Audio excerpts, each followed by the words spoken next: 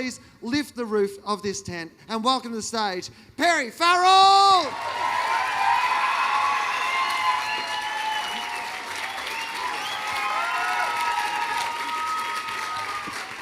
Thank you, sir.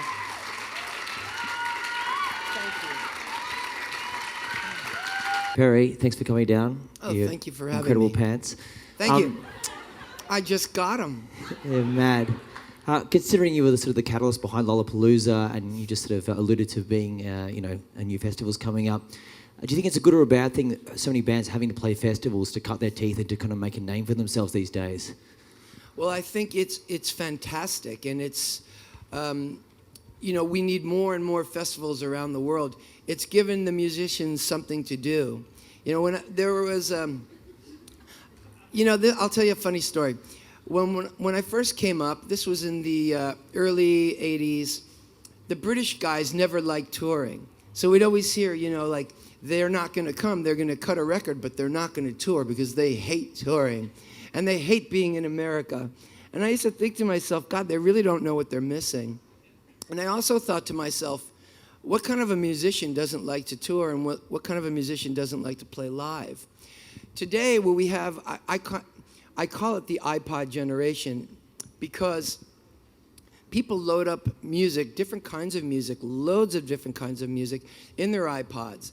And what I see in the festival, it's almost like a rites of passage for people to come and experience. Again, they're making a scene, they're creating a scene. They're looking at each other, they're noticing how they dress, they're noticing how they behave, they're noticing what they're listening to, and they're rushing to that, and that creates a scene, and that's the most exciting elements of it. Musicians are, in a way, it's the attraction, but to me, it's only to get you in there, and it only sets, in a way, it sets a style. So in other words, if you like this certain type of music, you'll attract a certain type of person.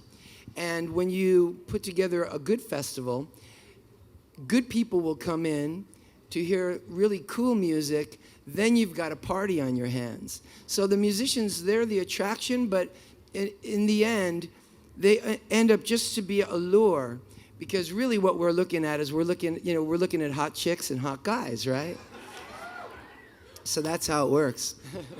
You mentioned the idea of a good festival there. What's the difference between a good festival and a bad festival? What makes a good festival? Well, a bad festival, to start off with, will have terrible music, and that will attract horrible people with bad, they'll have... Wait. And also, I will say the third thing about it is the location. So if you have a great location with great music that's attracting really cool people, like this place, you have a good party. When you're at a festival, do you actually get the opportunity to go and see stuff yourself? Because you're obviously someone who's very passionate about the idea of festivals, but Yes. Do you actually get time to at least stand side stage and see some bands Oh, that yeah. you like? Oh, yeah, man. I build a festival so I can go and see these guys. Really, it's true. I can't wait to see them, so I make a festival, and they're my, and they're my peers, and then I just get excited, and then I take that golf cart over with all my friends, and I watch in awe. Is there a moment that stands in your mind? I mean, I'm sure there's people in this room who have shared moments at one of your gigs that they remember forever. Is there a moment where you've been at a concert or a show that just is that one moment that you just think, this was magical, this was what I remember? Well, I'll tell you a funny story about last night. I mean, not last night. It's my son, Isidore. Isidore, you want to come up here? Yeah. He wants to come up here. He's been bugging me to come up. Anyway, okay, are you happy? Hez, you want to come up too? Okay. So anyway, last year we had Lady Gaga. So she started in 2007 on a very small stage, the BMI songwriting stage. So she came in last year to kind of do a victory lap, so to speak, at Lollapalooza. But during the course of the weekend, she went to the BMI stage, which is a very small stage, and she did a stage dive, and she was wearing a fishnet body stocking So boobs are here, and ass is here, and hair is here. And she got carried away, and she wanted to do a good old-fashioned stage dive. So she stage dived into the crowd, and the crowd devoured her. One boob was being pulled, another boob was being pulled, her hair was being pulled, her leg was being pulled, and it looked really funny because there's Lady Gaga with her tits being pulled and her hair. They got her, and the bouncers are trying to grab her, and she's like bucking and she's writhing and she's writhing, and they got her back out. And she had so much fun. The bouncers got her up there, and she turned around, and she just jumped back into the crowd. And everybody started pulling her tits again, and they're pulling her ass again. Things like that. Okay, basically, where you are now, what would you have said to yourself back then? Because you were in a totally different space emotionally. Yeah. But you know what? I don't mind what I was. As much as I enjoy what I am, I didn't mind what I was. I've got so many funny stories that we can say over dinner, and so, to be honest with you, this kind of goes into my thoughts about my kids, my own kids, because somebody asked me the other day, do your kids know like what a nightmare you were? And I said, well, no, they're really actually too young, but and they said, well, how are you raising them? Are you trying? What are you going to tell them and everything else?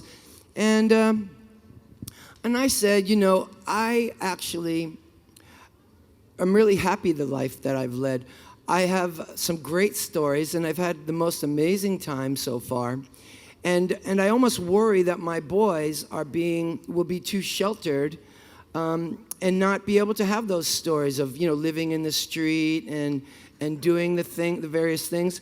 So I decided I'm going to kick them out of the house. One of the things that I've always loved about you was that you are incredibly creative, when it comes to your music, but you've also spent some time doing some humanitarian work. You've got involved in issues along the way. Did you feel like that was part of your responsibility as a musician, as someone with a voice to kind of, lend that voice to those issues? Yeah.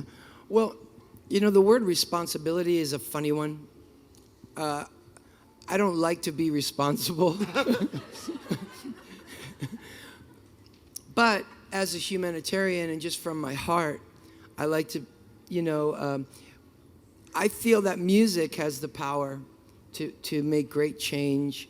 And I'm kind of sitting in the driver's seat in that case where I can, if I wanted to, I could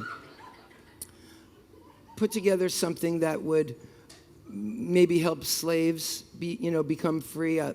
Maybe what you're talking about is around the year 2000, I took a trip illegally to Sudan, and it was a crazy story because this grandmother, who was a bush pilot, flew us into South Sudan, that is now its own country. It's its own nation.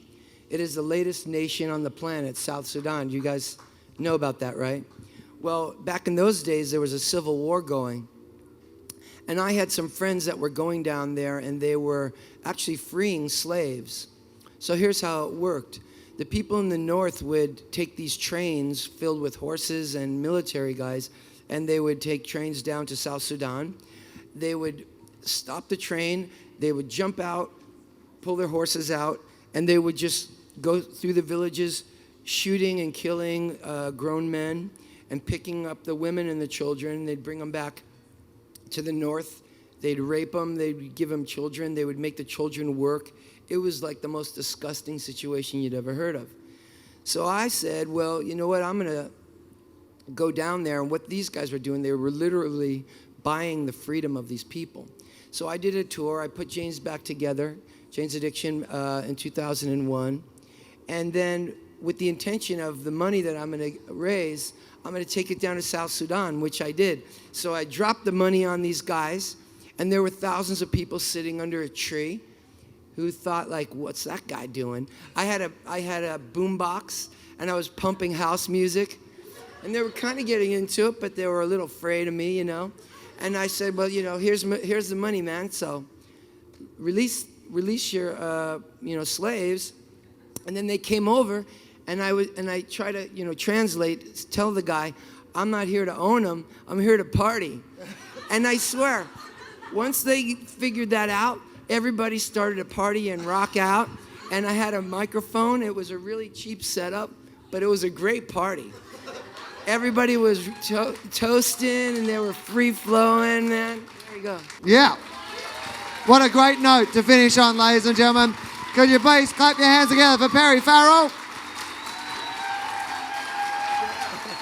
Thank you so much for coming out. We really appreciate it. Have an awesome festival.